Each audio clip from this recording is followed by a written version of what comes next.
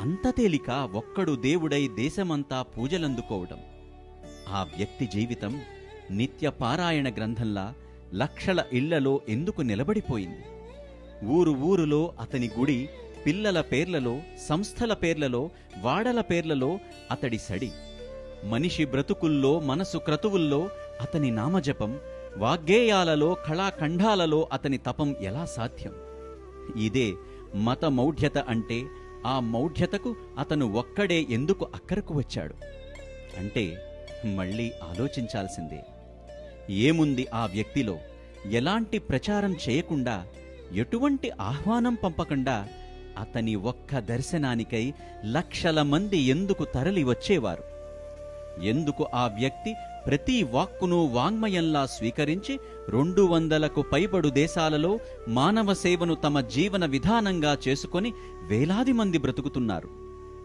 భగవంతం, వెంకట్రామన్ వంటి సైంటిస్టులు, అంతర్జాతీయ మూత్రపిండాల పితామహుడిగా పిలువబడే భట్ వంటి గొప్ప గొప్ప డాక్టర్లు, అల్లారఖా, జాకీర్ హుస్సేన్ వంటి సంగీత విద్వాంసులు, నాటి నాగయ్య మొదలుకొని నేటి రజనీకాంత్, నాటి అంజలీదేవి మొదలుకొని నేటి సాయి పల్లవి వంటి సినీ నటులు, నాని పాల్కివాలా వంటి న్యాయ నిపుణులు, పివి నరసింహారావు మొదలుకొని వాజ్పాయ్, నరేంద్ర మోడీ వంటి దేశ ప్రధానులు, ఎల్ఎన్టీ వంటి దిగ్గజ సంస్థలను నడిపిన రామకృష్ణ వంటి ప్రసిద్ధ ఇంజనీర్లు, జ్ఞానపీఠ అవార్డు అందుకున్న వికే గోకక్ వంటి మహాకవులు, ఫీల్డ్ మార్షల్ కరియప్ప, మానేక్షా వంటి సైనిక యోధులు, సునీల్ గవాస్కర్, సచిన్ టెండూల్కర్ వంటి క్రికెట్ దిగ్గజాలు, శంకర్ దయాళ్ శర్మ, అబ్దుల్ కలాం వంటి దేశ రాష్ట్రపతులు, నాటి ఘంటసాల నుండి నేటి శివమణి వంటి ఎందరో ప్రసిద్ధ గాయకులు, రతన్ టాటా, సునీల్ మిట్టల్, వేణు శ్రీనివాసన్ వంటి వ్యాపారవేత్తలు ఎందుకు ఆ వ్యక్తి ఒక్క దర్శనానికై గంటలు గంటలు ఎదురుచూశారు? వారిని ఒక్క నిమిషమైనా కలువాలని తపించారు.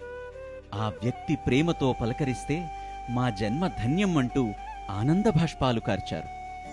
చనిపోయి రోజులు గడిచినా కూడా ఆస్పత్రులు డెత్ సర్టిఫికెట్తో ధృవీకరించిన శరీరం కట్టెలా మారి చివరి యాత్రకు అన్నీ సిద్ధం చేసిన తరువాత కూడా కరణం సుబ్బమ్మ, రాధాకృష్ణ శెట్టి, వాల్టర్ కోవన్, నారాయణ వంటి ఎందరో భక్తులు ఒక్క పిలుపుతో మళ్లీ బ్రతికారంటే అతను మృత్యువును శాసించే ఎంతటి మహిమాన్వితుడై ఉండాలి.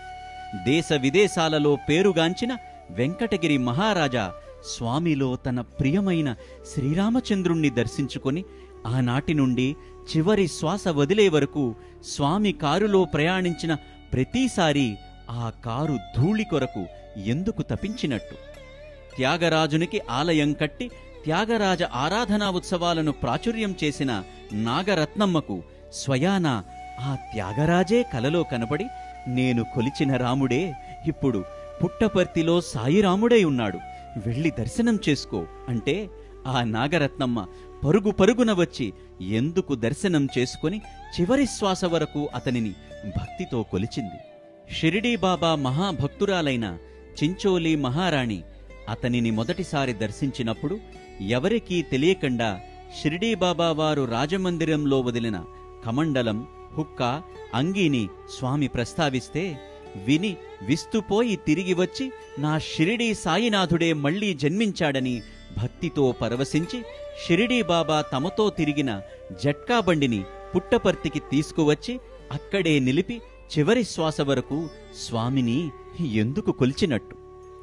భూలోక వైకుంఠంగా కొలవబడే తిరుపతి గర్భగుడి అర్చకులంతా వెంకటేశ్వరునిలో అతనిని దర్శించి విస్తుపోయి స్వామి దర్శనానికి హుటాహుటిన ఎందుకు పరుగెత్తి వచ్చినట్టు? రమణ మహర్షి ప్రియ శిష్యుడైన స్వామి అమృతానంద స్వామి దర్శనానికై వచ్చి, నీవు చిన్ననాడు చేసిన గణపతి యజ్ఞం ఫలితంగా నీకు గణేశుని దర్శనం ఇస్తున్నాను అని స్వామి గణేశుడిగా కనబడితే సంభ్రమాశ్చర్యాలతో ఎందుకు పరవశించినట్టు? రామకృష్ణుని ప్రియశిష్యుడైన అభేదానంద అతనిని దర్శించి మాట్లాడిన తరువాత ప్రేమ 2 పాదాలపై నడిచే స్వరూపం ఇది అని ఎందుకు 2 చేతులు ఎత్తి నమస్కరించాడు? ఆయన ఒక్క స్పర్శతోనే క్యాన్సర్ వంటి భయానక రోగాలు ఎలా మటుమాయమయ్యాయి? దేశమంతటా ఎంతో పేరు పొందిన శ్రీకృష్ణావతారం రాసిన కెఎం మున్షి మందులేని పార్కిన్సన్ వ్యాధితో బాధపడుతుంటే నువ్వు నా కొరకు ఈ పుస్తక రూపంలో చేసిన తపస్సును నేను మెచ్చాను అంటూ ఒక్క స్పర్శతో అతని పార్కిన్సన్ వ్యాధిని ఎలా నయం చేసినట్టు. గండికోట సుబ్రహ్మణ్య శాస్త్రి, ఉప్పులూరి బైరాగ శాస్త్రి, కామావధాని వంటి ఉద్దండ వేద పండితులు స్వామిని కలిసి మాట్లాడిన క్షణమే మేము యజుర్వేదంలోని నమక చమకాలలో నిత్యం స్తుతించే పరమేశ్వరుడివి నీవే అంటూ ఆయన పాదాలపై ఎందుకు పడ్డారు? తమ తక్కిన జీవితం ఆ వ్యక్తి సేవలో ఎందుకు గడిపారు?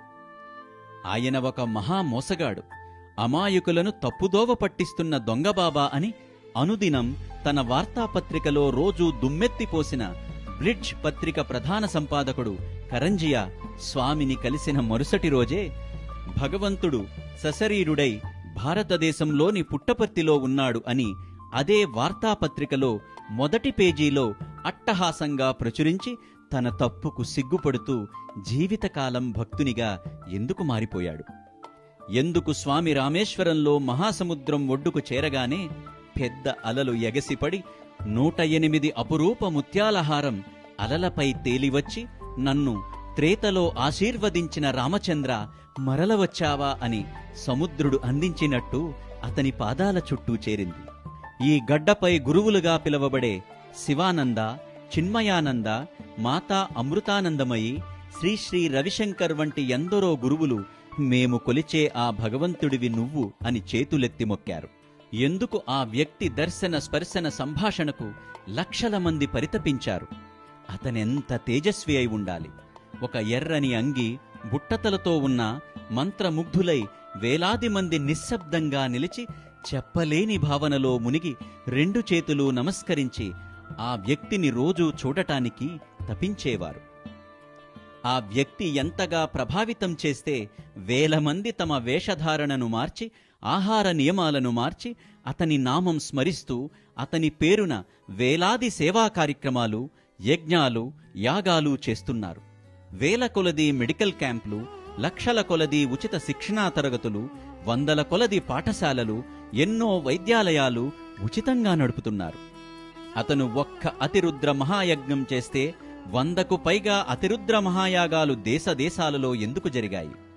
అతను తన సమక్షంలో యజుర్వేద రుద్రమంత్రం ఒక్కసారి నేర్పించితే 100 దేశాలలో భక్తులు నమక చమకాలను నేర్చుకొని చివరికి రష్యన్ వంటి పాశ్చాత్య భాషలోకి వేదాన్ని రాసుకొని నిత్యం పఠిస్తున్నారంటే ఎంతటి మహిమ ఇది! కులము, మతము, జాతి, ధన, వయస్సు, ప్రాంతము భేదము లేకుండా భగవంతుని నామ సంకీర్తనలో, సేవలో ప్రపంచవ్యాప్తంగా లక్షలాది కుటుంబాలు మునిగి తరిస్తున్నాయంటే ఇది సాధారణ విషయమా? ధర్మం క్షీణించిన ప్రతిసారి నేను దిగివస్తానని శ్రీకృష్ణుడు చెప్పాడు. మరి ఇదంతా ధర్మస్థాపన కాకపోతే మరేమిటి? ఇదంతా ఎలా సాధ్యం? ఇంతటి స్ఫూర్తిని, నమ్మకాన్ని నింపి మానవజాతిని దివ్యత్వం వైపు నడిపించడం ధర్మోద్ధరణ కాదా? ఇన్ని విధాలుగా, ఇంత వైవిధ్యంగా, ఇంత వైభవంగా బ్రతికిన బ్రతుకు అవతార వైభవం కాకపోతే మరేంటి? అలాంటి వ్యక్తి అవతారం కాకపోతే ఇంకెవరు?